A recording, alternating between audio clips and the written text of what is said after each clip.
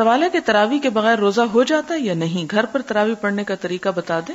روزہ الگ عبادت ہے، تراویح الگ عبادت ہے، لیکن دونوں ہی رمضان میں ادا ہوتے ہیں.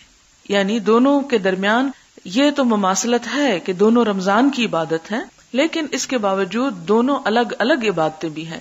اگر کوئی شخص ایک عبادت کر رہا ہے اور دوسری نہیں کر رہا تو وہ ایک کا اجر پائے گا.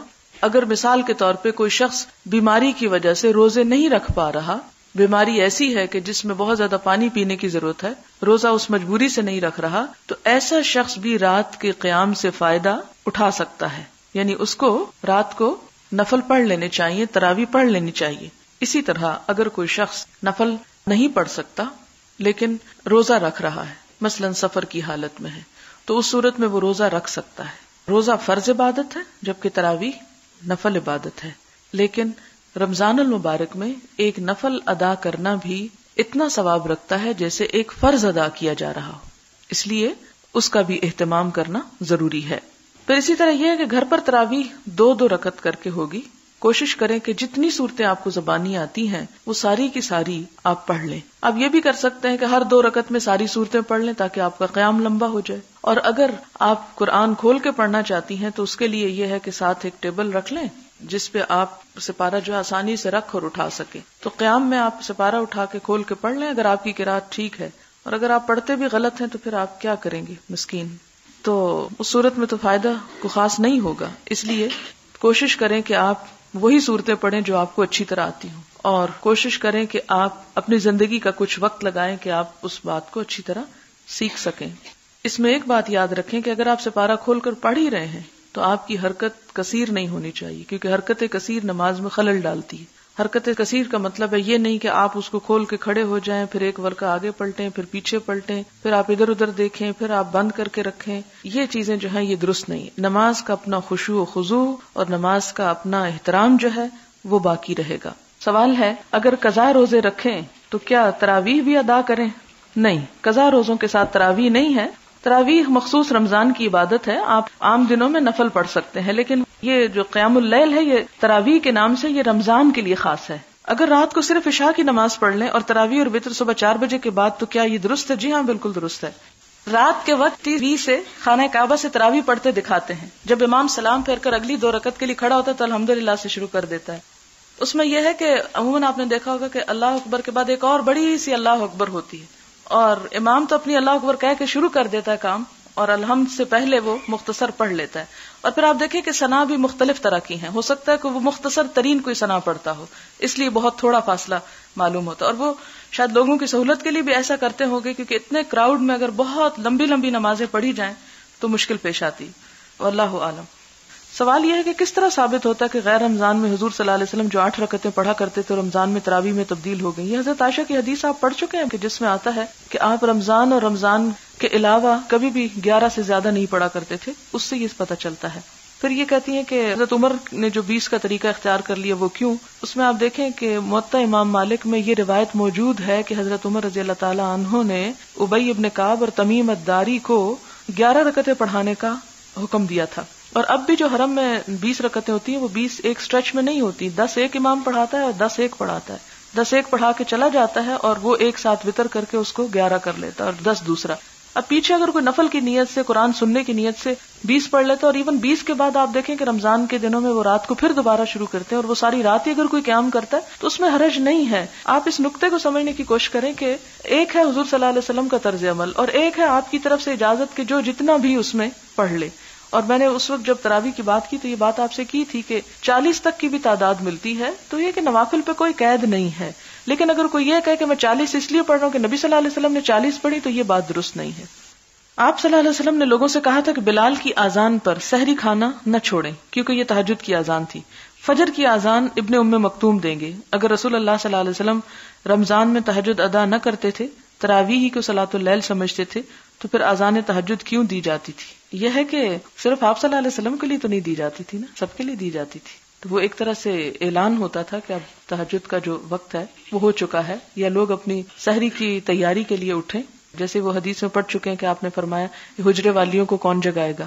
تو صرف ان کے لیے نہیں بلکہ سب کے لیے تھی ایک طرح سے. جو تراویح رسول اللہ صلی اللہ علیہ وسلم نے 3 دن ادا کی وہ کن اوقات میں کی تھی؟ اگر ہم ہمت رکھتے ہیں تو کیا تراویح دیر سے ادا کرنا بہتر ہے؟ سنن ابو داؤد کی ایک روایت ہے جس میں پتہ چلتا ہے کہ ان 3 دنوں میں آپ نے پہلے دن رات کے پہلے حصے میں پڑھائی، دوسرے دن آدھی رات اور تیسرے دن تیسرے حصے میں. یہاں تک کہ صحابہ کرام کہتے ہیں کہ ہمیں یہ ڈر لگا آخری دن کہ ہماری سحری کا وقت گزر جائے گا، یعنی اتنا اینڈ تک گئے. آپ یوں سمجھے کہ جیسے ہمارے ہاں آج کل اگر 5:40 پہ سحری بند ہو رہی ہے تو آپ نے جیسے 5:15 تک مثال کے طور پر، تو یہ بہت تاخیر کر دیا آپ نے.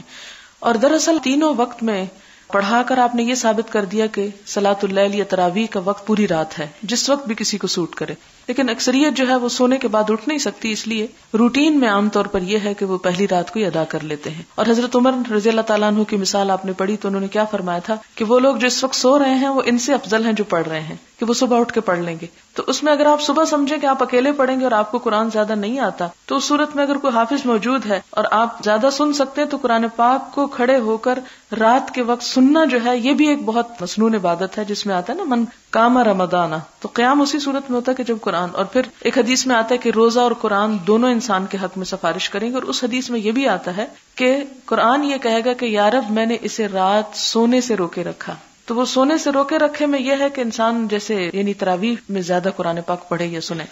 اگلا سوال ہے اگر ہم رات کو تراویح میں قرآن سے دیکھ کر قرات کرنا چاہیں تو وہ زور سے کرنی پڑے گی جبکہ ہم جماعت کے ساتھ نماز بھی ادا نہیں کر رہے. کیا نفل نماز میں زور سے قرات کرنے کی اجازت ہے؟ اگر آپ تنہا نماز پڑھیں تو براہ کرم آپ خاموشی سے کریں. اس کی وجہ یہ ہے کہ جب انسان اکیلا نماز پڑھتا تو خواہ وہ سپارے سے کیوں نہ پڑھ رہا ہو یا زبانی اس کو آتا ہو وہ پڑھ رہا ہو، تو ایسی صورت میں اس کو کیا کرنا چاہیے؟ آہستہ آہستہ پڑھنا چاہیے. کیوں؟ اس لیے کہ آپ زور سے پڑھ کے سارے گھر کو گناہگار کر رہے ہیں. اگر وہ بھی آپ کے ساتھ نماز پڑھ رہے ہیں پھر تو آپ ان کو بھی سنائیں، یا آپ اگر ذرا سا اونچا پڑھنا چاہتے تو الگ کمرے میں چلے جائیں. یہ نہ ہو کہ بچے آپ کے سو رہے ہیں، کوئی بیمار پڑا ہوا اور آپ تلاوت فرما رہے ہیں کہ میں بہت نیکی کا کام کر رہا ہوں. ایسا نہیں کرنا چاہیے. آپ حضور صلی اللہ علیہ وسلم کا طرز عمل کیا دیکھتے ہیں کہ حضرت عائشہ سوئی ہوئی ہوتی تھی اور آپ نفل پڑھ رہے ہوتے تھے اور بڑی طویل آپ کی قرات ہوتی، لیکن آپ کس طرح پڑھتے تھے؟ اتنا زور سے کہ وہ جاگ جائیں؟ نہیں، ان کو تو اتنا بھی ڈسٹرب نہیں کرتے تھے. صرف اتنا ہوتا تھا جب سجدہ کرنا ہوتا تھا تو آپ ہلکا سا ان کو ہلا دیتے، یعنی ان کے پاؤں میں غمزہ کا لفظ آتا نا، اور غمزہ کا مطلب ہوتا ہے اس طرح دبا دینا کہ دوسرے کو پتہ چل جائے، تو وہ اپنی ٹانگیں سمیٹ لیتی. ورنہ آپ یہ کہتے اچھا میں نماز پڑھ رہا ہوں اور تم سو رہی ہو، کیسی بدبخت ہو، اٹھو اور تم بھی میرے ساتھ پڑھو. تو ظاہر ہے کہ جو آپ صلی اللہ علیہ وسلم کی قوت اور صلاحیت اور منصب تھا وہ کسی اور کا نہیں تھا، تو اس لیے آپ نے ان کو نہیں کچھ بھی کہا اور ان کے آرام کا بھی خیال رکھا. تو ہمیں اپنی عبادت کرتے ہوئے دوسروں کو اذیت میں مبتلا کرنے سے بچنا چاہیے. اگلا سوال ہے اگر ہم رات کو تراویح پڑھ لیں مگر وتر نماز چھوڑ دیں تو کیا سحری کے وقت خالی وتر نماز پڑھنا کافی ہوگی یا اس سے پہلے نفل نماز پڑھنی ضروری ہے؟ یہ آپ کی چوائس پہ ہے، دونوں میں سے جو چاہیں کریں. اس میں کوئی ایسی لائن نہیں کھینچی گئی کہ جی اگر آپ سویرے اٹھ رہے ہیں اور چونکہ رات کو تراویح پڑھ چکے ہیں اس لیے آپ نفل نہیں پڑھ سکتے. آپ پڑھ سکتے ہیں اگر آپ پڑھنا چاہیں، اور اگر آپ نہ پڑھنا چاہیں تو خالی وتر پڑھ لیں. اور اگر آپ نے سویرے اٹھ کے نفل پڑھنے ہی نہیں تو وتر کا تکلف کیوں کرتی ہیں آپ؟ سویرے آپ وتر بھی ساتھ پڑھیں. حضرت ابو ہریرہ کی روایت آپ پڑھ چکے ہیں کہ اوصانی خلیلی بثلاث، کہ میرے دوست محمد صلی اللہ علیہ وسلم نے مجھے 3 باتوں کی تلقین کی، اور ان میں سے ایک بات کیا تھی کہ میں وتر پڑھ لوں سونے سے پہلے، یعنی اگر تہجد پڑھنے کا ارادہ نہیں تو پہلے ہی پڑھ کے سو جاؤں. یہ بتائیے کیا تراویح میں قرآن سنتے وقت جب ثواب یا عذاب کی آیت آ جائے تو اسی طرح ثواب والی آیت میں ثواب کا لفظ سن کر سبحان اللہ اور عذاب والی آیت سن کر استغفر اللہ کہہ سکتے ہیں؟ جی ہاں کہہ سکتے ہیں. کچھ آیات کے جواب بھی ہیں مسنون، وہ آپ انشاءاللہ پڑھیں گے بھی کہ کس آیت کے پڑھنے پر کیا کہنا چاہیے. مثال کے طور پر ایک سورت ہے الاعلی، اس میں شروع میں آتا ہے سبح اسم ربک الاعلی، تو اس کا جواب ہے سبحان ربی الاعلی. تو وہ سب اگر اکٹھے بھی پڑھ لیں تو اس میں حرج نہیں ہے، پڑھا جا سکتا ہے اس کو. اسی طرح اگر کوئی درمیان میں دعا آ جائے تو کیا آمین کہہ سکتے ہیں؟ جی ہاں آمین کہہ سکتے ہیں. اگر رات کو 8 تراویح پڑھی جائے اور تہجد کے وقت 2 رکعت نفل اور 1 وتر پڑھ لیا جائے تو کیا آپ کی سنت کی پیروی ہو جائے گی جس کے بارے میں حضرت عائشہ رضی اللہ تعالی عنہا نے فرمایا کہ آپ رمضان اور غیر رمضان قیام اللیل میں 11 رکعت پڑھتے تھے؟ جی ہاں، اگر آپ رات کو 8 پڑھ رہے ہیں اور صبح 3 وتر پڑھ رہے ہیں تو ہو جائے گی، یعنی صبح کی جو 3 رکعتیں ہوں گی وہ تینوں وتر شمار ہوں گی جو آپ 2 سلام کے ساتھ بھی پڑھ سکتے ہیں. تراویح کی نماز جو نفل نماز ہے نماز ظہر کے بعد پڑھ سکتے ہیں کیونکہ صبح کے وقت ہم اسکول جاتے ہیں؟ نہیں، یہ تراویح رات کی نماز ہے اس لیے ظہر کے ساتھ نہیں. ظہر کے ساتھ آپ ویسے نفل پڑھ لیں کہ آپ کو رات کو موقع نہیں ملے. مجھے یہ سمجھ نہیں آتی کہ صبح کے وقت اسکول آپ کا کس وقت لگتا ہے؟ کیا تہجد کے وقت لگتا ہے کہ آپ تراویح نہیں پڑھ سکتے؟ آئی ڈونٹ نو کہ ان کا مطلب کیا تھا. اس روز آپ نے بتایا تھا کہ تراویح اور تہجد اور قیام اللیل ایک ہی نماز کے 3 نام ہیں، تو کیا رات کی تراویح پڑھنے کے بعد جب ہم سحری کے وقت سو کر اٹھیں اور کچھ نوافل کا اہتمام کرنا چاہیں، جیسے کہ اس روز آپ نے کہا تھا کہ تراویح کے باوجود سحری سے پہلے کچھ نفل پڑھ سکتے ہیں، تو پوچھنا یہ ہے کہ ان نوافل کی ہم دل میں جو نیت کرتے ہیں وہ کیا ہوگی؟ نوافل ہی کی ہوگی؟ کیا تہجد کی نیت کریں گے؟ تہجد کی بھی جب آپ نیت کرتے ہیں تو نوافل ہی کی کرتے ہیں. یہ ساری نماز جو ہے ایک نفل نماز ہے، فرض نہیں ہے. پھر عام نفل جو ہم پڑھتے ہیں اس کی نیت کیا کریں گے؟ تو اس کی بھی نفل کی نیت کریں گے. وہ تو ڈیپینڈ کرتا ہے کہ آپ پڑھ کس وقت رہے ہیں، اصل چیز تو نیت ہے. کیا تراویح میں قیام کے لیے تلاوت قرآن کا کیسٹ لگا کر بھی سننے کا اہتمام ہو سکتا ہے؟ نہیں، یہ نہیں ہو سکتا. سوال ہے کہ نماز تراویح کے بعد وتر نماز میں دعائیں مانگنے کے بعد بھی لوگوں کا مطالبہ ہوتا ہے کہ آپ اردو میں دعائیں کرائیں. یعنی نماز کے اندر تو اردو میں کوئی دعا نہیں ہو سکتی. اگر بعد میں تو بعد میں میرا خیال ہے کہ ہمیں اس طرح کی بدعات کو اشاعت نہیں کرنا چاہیے کہ باقاعدہ ہر نماز کے بعد ہم دعائیں مانگنا شروع کر دیں. ہر شخص اپنی اپنی انفرادی مانگ لے، اس لیے کہ یہی اتنا ہی کافی ہے جو نماز کے اندر مانگ لیا، اسی میں خشوع و خضوع اختیار کریں. کبھی کبھار کرنے میں حرج نہیں، لیکن اس کو عادت نہیں بننا چاہیے. تراویح اگر قرآن پاک سے دیکھ کر پڑھا رہے ہوں اور امام خاتون بائیں جانب کھڑی ہوں اور مقتدی تمام ان کی دائیں جانب، کیونکہ پڑھانے کے بعد قرآن کو سامنے کس طرح رکھیں؟ سامنے چھوٹا سا سٹول رکھ لیں. تو کیا اس طرح تراویح ہو جائے گی؟ اگر نہیں تو جو پڑھ چکے ہوں ان کا کیا معاملہ ہوگا؟ کوئی معاملہ نہیں، ٹھیک ہے جو ہو گیا. اگر کوئی تراویح میں 1 رکعت پڑھ کر بھولے سے تشہد پڑھ کر سلام پھیر لے تو پھر وہ دوبارہ 1 رکعت پڑھ کر سجدہ سہو کر لے تو نماز ہو جائے گی، یا دوبارہ 2 رکعتیں پڑھے؟ نہیں، وہ دوبارہ 1 پڑھ کے سجدہ سہو کر لے، دوبارہ سے پوری پڑھنے کی نہیں ضرورت. میں نے تراویح کے بعد لوگوں کو بیٹھ کر نفل نماز پڑھتے دیکھا اور کتاب الصلاۃ میں حدیث پڑھی کہ آپ صلی اللہ علیہ وسلم بیٹھ کر کبھی کبھار 2 نفل پڑھتے تھے. بات یہ کہ حضور صلی اللہ علیہ وسلم کا خاصہ ہے اور آپ نے ہمیں جو حکم دیا وہ کیا ہے؟ اجعلوا آخر صلاتکم وترن، کہ اپنی آخری نماز وتر بناؤ. کئی ایسی مثالیں ملتی ہیں کہ جس میں آپ نے اپنے لیے ایک خاص طرز عمل اختیار کیا لیکن صحابہ کرام کو دوسرے چیز کی حکم دیا. تراویح میں حافظہ قرآن سنا رہی تو دوسری لڑکی پارا دیکھ کر جہاں سے حافظہ بھول جائے اسے بتا سکتی ہے، جبکہ دوسری حافظہ لڑکی میسر نہ ہو. تو یہ بات اس لیے پوچھ رہی ہوں کہ ہمارے پاس ایک حافظہ لڑکی ہے جو قرآن سناتی ہے مگر بڑی کمزوری کی وجہ سے بھول جاتی ہے. ہم نے جو آپ سے سنا کہ دیکھ کے پڑھ سکتے ہیں تو ہم نے ایک دوسری لڑکی کو پارا دیا کہ تم حافظہ کو یاد کرا دینا، تو لوگوں نے اعتراض کیا. اس میں آپ یہ ہے کہ غلط پڑھنے سے بہتر ہے کہ کوئی اس طرح نماز کے اندر سے بتا دے، لیکن یہ کہ اگر لوگوں کی اس پہ تسلی نہیں تو پھر آپ چھوڑ دیں، کیونکہ فتنہ برپا کرنا جو ہے وہ اس سے بھی غلط بات ہے. کہ اگر لوگوں کو پریشانی ہو رہی ہے اور وہ سمجھتے ہیں کہ اس طرح ان کی نماز فاسد ہو رہی ہے تو بے سمجھ لوگوں کے ساتھ ایسا معاملہ نہ کیا جائے. میری بیٹی کے 2 بچے ہیں. ایک دن اس نے 6:45 تراویح شروع کی، بچوں کی وجہ سے وقفے آتے رہتا کہ صبح 3 بجے نماز مکمل ہوئی. ساری رات ہی نماز میں رہی. اس میں کوئی حرج تو نہیں، اس میں تو بہت ثواب ہے کہ پھر بھی ہمت نہیں ہاری اس نے. کیا بغیر وجہ بھی وقفہ دیا جا سکتا ہے؟ اگر آپ تھک گئے، نیند آ رہی ہے تو آپ بے شک سو جائیں. آپ نے دیکھا نا حضرت عمر رضی اللہ تعالیٰ نے جب تراویح قائم کی تھی تو انہوں نے باقاعدہ اس کو اسٹیبلش کیا اس کام کو، اور اس کے بعد فرمایا کہ جو اس وقت سو رہے ہیں وہ زیادہ بہتر ہیں ان سے جو پڑھ رہے ہیں کہ وہ صبح اٹھ کے پڑھیں گے. تو دونوں طرح آپ پڑھ سکتے ہیں. نماز تراویح میں دوسری رکعت میں وضو ٹوٹ گیا، بعد وضو نئے سرے سے نماز شروع کی، کیا پچھلی نماز تراویح میں جو قرآن پڑھا گیا وہ پھر دوبارہ پڑھے؟ نہیں، ضروری نہیں ہے، آگے پڑھ لیں، کیونکہ جتنی دیر آپ نے پڑھا اتنی دیر تو آپ باوضو ہی تھے. اگلا سوال ہے، کیا تراویح کی جگہ قضا نماز کی نیت کی جا سکتی ہے؟ یعنی قضاء عمری یا اشراق کے نوافل ہوں یا تہجد کے؟ اس میں آپ کو پہلے بھی بارہا میں بتا چکی ہوں کہ اگر بالکل انگنت اور غفلت کے زمانے کی نمازیں ہیں تو توبہ استغفار کافی، لیکن اگر ریسنٹلی کوئی آپ کی نماز چھٹی ہے یا آپ کو کچھ شک ہے تو ان کے لیے آپ نفل کے پیچھے فرض کی نیت کر سکتے ہیں. اس میں آپ دیکھیں کہ حضرت معاذ حضور صلی اللہ علیہ وسلم کے ساتھ نماز پڑھتے اور وہ نماز ان کی نفل کی نیت کی ہوتی تھی. یعنی آپ فرض پڑھا رہے ہوتے تھے اور آپ کی نیت کیا تھی؟ نفل پڑھنے کی. پھر اپنی قوم کے پاس جاتے اور وہاں پر جا کر دوبارہ عشاء کی نماز پڑھاتے تھے اور وہ ان کی اصل فرض کی نماز ہوتی تھی. تو وہ حضور صلی اللہ علیہ وسلم کے ساتھ کھڑے ہونے کی سعادت بھی لیتے تھے لیکن اپنی نماز اپنی قوم کے ساتھ پڑھاتے تھے. اور اس کے برعکس بھی ہو سکتا ہے کہ اپنی نماز یہاں پڑھ لیتے تھے اور قوم کے لیے جا کے دوبارہ پڑھاتے تو وہ دوسری دفعہ پڑھی ہوئی نماز ان کی نفل ہو جاتی اور قوم ان کے پیچھے فرض نماز پڑھ رہی ہوتی تھی. یہ احادیث آپ بارہا پیچھے پڑھ چکے ہیں. تو اس سے یہ پتہ چلتا ہے کہ اگر امام فرض کی نیت کر کے کھڑا ہے اور آپ فرض پڑھ چکے ہیں گھر سے تو آپ دوبارہ پڑھ لیجئے اور آپ کی وہ نماز نفل ہو جائے گی. اسی طرح کہ امام تراویح شروع کر چکا ہے، آپ آتے ہیں، آپ اس کے ساتھ فرض کی نیت کر کے جب وہ سلام پھیرے گا تو آپ کھڑے ہو کر اپنی 2 رکعتیں باقی مکمل کر لیں گے. اگر ہم اپنے کمرے میں بیٹھ کر عبادت میں مصروف ہیں اور لیلۃ القدر کی تلاش میں ہیں تو جب لیلۃ القدر کی رات آ گئی تو ہم کو کیسے پتہ چلے گا کہ یہی ٹائم لیلۃ القدر کا ہے؟ کیونکہ سردی کی وجہ سے ہم اپنے کمرے میں بیٹھ کر عبادت کر رہے ہیں. لیلۃ القدر تلاش کرنے کا مطلب یہی ہے کہ آپ اس میں جاگنے کی کوشش کریں. اس کا یہ نہیں مطلب کہ آپ سڑکوں بازاروں میں گھومیں اور کہیں وہ کھوئی ہوئی آپ کے ہاتھ میں آ جائے گی. تلاش کا مطلب یہ کہ اہتمام کریں ان راتوں کا. آخری عشرے میں جن خواتین کو پیریڈز آتے ہوں وہ کس طرح عبادت کریں. جیسے حضرت عائشہ نے حج پر کی تھی, صرف نماز نہیں پڑھی تھی, باقی ذکر اذکار جاری تھا. آپ ذکر کر سکتے ہیں, ایسی مجلسوں میں شریک ہو سکتے ہیں جہاں قرآن کا درس وغیرہ ہو رہا ہو, تو وہ بھی ایک عبادت ہے. نوافل کے اپنا ثواب ہے, اجر ہے, لیکن آپ کو معلوم ہے کہ ایک حدیث میں آتا ہے کہ رات کے ایک حصے میں علم کا حاصل کرنا ایسا ہے گویا ساری رات قیام کرنا. تو نوافل کے ساتھ رات کو جب کچھ نہ کچھ سیکھا سکھایا جاتا ہے تو بہت ہی باعث اجر اور ثواب ہے. بعض لوگوں کا کہنا ہے کہ شب قدر کی رات درخت اور پہاڑ وغیرہ سجدہ کرتے ہیں. جناب وہ تو ہمیشہ ہی کیے رکھتے ہیں, والنجم والشجر, لہذا اس دن کوئی اسپیشل سجدہ نہیں ہوتا. اور کہتے ہیں کہ پانی دودھ میں بدل جاتا ہے, یہ بھی خیال ہے لوگوں کا. اور اس وقت ہر دعا قبول ہوتی ہے. ہاں دعا ضرور قبول ہوتی ہے, اور وہ پانی یعنی دودھ پینے سے ہر بیماری کی شفا ہوتی ہے, یہ تو مجھے معلوم نہیں. اس مخصوص وقت میں بہت زیادہ چاندنی ہوتی ہے جو ہر انسان برداشت نہیں کر سکتا, یعنی ڈر جاتا ہے. کیا یہ صحیح ہے؟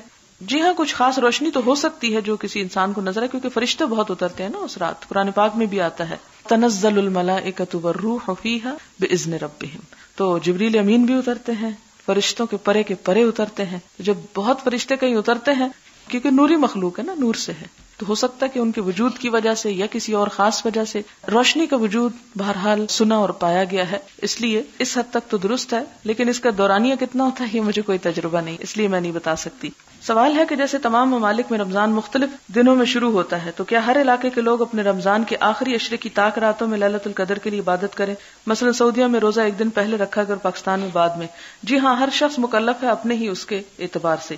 اور ویسے بھی آپ دیکھیں کہ جب دن ہوتا ہے تو پوری زمین پہ دن نہیں ہوتا, کچھ علاقوں میں رات بھی ہوتی ہے. اس کی مثال ایسے ہی ہے کہ جیسے سورج نکلتا ہے تو ایک مخصوص حصے پہ روشنی آتی ہے, ٹھیک ہے, جب ایک مخصوص حصے پہ روشنی آتی تو وہ اس کا دن کہلاتی ہے. اسی طرح اس چاند کے اعتبار سے جس طرح ہمیں پابند کیا گیا, تو ہو سکتا ہے کہ چاند جب ایک خاص اینگل پہ یا وہ دن آتا ہو تو ایک مخصوص حصے پہ وہ ان کی لیلۃ القدر وہاں پر شمار ہو رہی ہو. یہ اللہ ہی بہتر جانتا ہے. ہمیں جس چیز کے لیے کہا گیا وہ یہ, جو اصول اور ضابطے بتا دیے گئے اس کو سامنے رکھ کر یکسوئی کے ساتھ عبادت کریں, کیونکہ اگر ہم ان چیزوں میں پڑ گئے تو کسی ایک دن بھی ہم یکسوئی اختیار نہیں کر سکیں گے. اور پھر آپ دیکھیں کہ آخری 10 دنوں میں اسے ڈھونڈنے کی بات ہے, اس کے لیے پھر وہ بات بھی درست نہیں کہ صرف 27ویں کی رات کو عبادت کر کے انسان سمجھے کہ میں نے فرض ادا کر دیا. اس میں آپ دیکھیں کہ ایک روایت میں 21ویں کی بات آتی ہے جس میں آپ صلی اللہ علیہ وسلم نے وہ خواب دیکھا تھا, اور وہ بارش اور مٹی اور کیچڑ کی بات. ایک خاتون نے مسئلہ لکھا ہے, میں نے ایک محفل میں دین میں وسعت اور نرمی کی مثال دیتے ہوئے حدیث نمبر 516 اور 17 سنائی, تو ایک ہمسائی نے اپنا یہی مسئلہ مجھ سے پوچھا کہ ہم سے بھی کچھ سال پہلے یہ غلطی ہو گئی تھی. میں نے میاں سے کہا بھی کہ روزہ خراب ہو جائے گا, دوسری طرف مجھے یہ ڈر تھا کہ میاں کا حکم ہے جس پر انکار سے اللہ ناراض ہو جائے گا. یہ بہت بڑی غلط فہمی ہے کہ ہمیں یہ فرق نہیں پتا چلتا کہ میاں کے حکم کی لمٹ کہاں ہے اور اللہ تعالیٰ کے حکم کی اہمیت کتنی ہے. ایک اصول یاد رکھیں کہ کسی مخلوق کی اطاعت نہیں کی جائے گی خالق کی نافرمانی میں. جہاں اللہ تعالیٰ ناراض ہو رہے ہیں, اس کے حکم کی خلاف ورزی ہو رہی ہے, وہاں کسی مخلوق کو راضی نہیں کیا جائے گا. اگر انسان اللہ تعالیٰ کو ناراض کر کے مخلوق کو راضی کرنے کے پیچھے چل پڑے گا تو اللہ تعالیٰ اسے اسی مخلوق کے حوالے کر دیں گے پھر. اور مخلوق کا حال کیا ہے؟ آپ جتنا جس کے ساتھ چاہیں احسان کر لیں, کوئی آپ سے راضی نہیں ہو سکتا. لہٰذا اسی لیے ہمیں کہا گیا کہ بندوں سے توقع ہی نہ رکھو, توقع صرف اس ذات سے رکھو. اب یہاں پر آپ دیکھیں کہ اس خاتون کو یہ سوچنا کہ فرض اس لیے چھوڑا جا رہا ہے کہ شوہر ناراض ہوگا, نفلی روزہ تو چھوڑا جا سکتا ہے اور اس کی اجازت سے ہی رکھا جائے گا, لیکن فرض میں خواہ شوہر ناراض بھی ہو تو بھی ریزسٹ کرنا چاہیے. بہرحال اب انہیں معلوم ہوا تو بہت پریشان ہے کہ اس کا کفارہ کیا ہوگا. اب آپ اندازہ کریں اس ہماری جہالت کا کہ فرض توڑ دیے جاتے ہیں, بے حرمتی ان کی ہوتی ہے, اور یہ بھی خبر نہیں ہوتی کہ اس کا آپ ازالہ کیا کریں. مطلب یہ جہالت پر جہالت, ظلمات بعضها فوق بعض, ایک اندھیرے پہ دوسرا اندھیرا. پہلے یہ اندھیرا کہ نہیں پتا کہ شوہر کی حد کیا ہے, دوسرا اندھیرا یہ کہ نہیں پتا کہ اگر کوئی ایسی چیز ہو گئی تو اس کے بعد اب خدا سے معافی مانگنے کا طریقہ کیا ہے. تو اللہ تعالیٰ نے یہ دین مذاق کے طور پہ نہیں بھیجا, یہ تفریح کے طور پہ نہیں بھیجا کہ اگر کسی کا دل چاہے خوشی منائے تو اس کو پڑھ لے اور عمل کر لے, اور جس کا نہیں دل چاہتا وہ اس کو پیٹھ پیچھے پھینک کے آرام کی نیند سوئے. نہیں, میری اور آپ کی ذمہ داری بنتی ہے کہ جو امانت ہمارے اوپر آئی ہے اس کو ہم دوسروں تک پہنچائیں. تو اللہ جزائے خیر دے اس بہن کو کہ جس نے بتا دی یہ بات, کیونکہ عموماً یہ ہوتا ہے کہ ہمارے ہاں اس طرح کے مسائل شرم کے مارے اور حیا کے پردوں میں لپیٹ کے بیان ہی نہیں ہوتے. لہٰذا حرام کے ساتھ زندگی بسر ہو رہی ہے, حلال کے ساتھ صرف دنیا کے ڈر اور خوف سے ہم اس کی پرواہ نہیں کرتے اور اپنے آپ کو بھی ایک مسلسل ایک جہنم میں ڈالے رکھتے ہیں، کیونکہ جب ضمیر کی ملامت ہوتی رہتی ہے تو وہ ایک عجیب کرب اور تکلیف ہوتی ہے. تو ان مسائل کو جو خصوصاً خواتین سے متعلق ہے اور حرام اور حلال سے تعلق رکھتے ہیں، آپ کا فرض بنتا ہے کہ آپ بہت مہذب باحیا طریقے سے ان باتوں کو دوسروں تک کنوے کر دیں. بہرحال اب یہ کہتی ہیں کہ انہیں معلوم ہو تو بہت پریشان ہے کہ اس کا کفارہ کیا ہوگا، کیونکہ وہ کہتی ہیں کہ میاں روزے تو رکھ نہیں سکتے اور صدقے کے لیے بھی ان کے حالات یہ ہیں کہ قرض پر گزارا کر رہے ہیں. ان کا خیال ہے کہ شاید اسی گناہ کی وجہ سے حالات یہاں تک پہنچ گئے ہیں. اب ان کا کفارہ کیا ہے؟ کیا دونوں میاں بیوی کفارہ دیں گے؟ اس میں یہ کہ بیسیکلی تو میاں پر ہی کفارہ آتا ہے کیونکہ انیشیٹو اس کی طرف سے تھا.